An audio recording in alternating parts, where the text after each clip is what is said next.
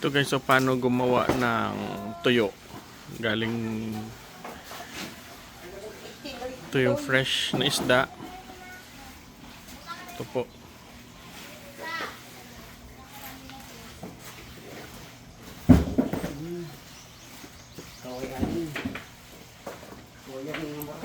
Pagkatapos, ilagay dito.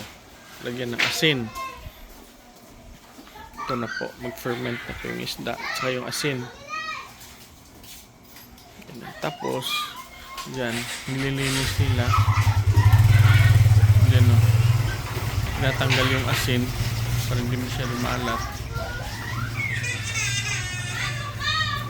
Yan. Tsaka ilagay doon.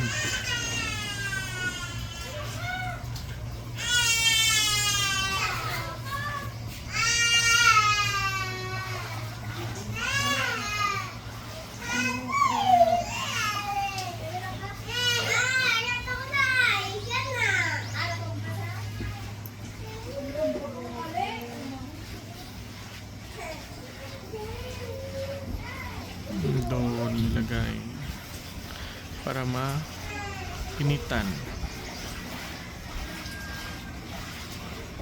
Ganyan lang po paano magawa ng tuyo. Doon may taga-arrange doon guys. Isang loben.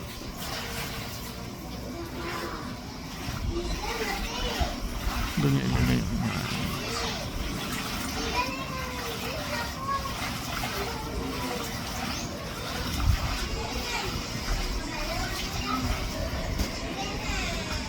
Ano ba doon nilagay? Bakante pa.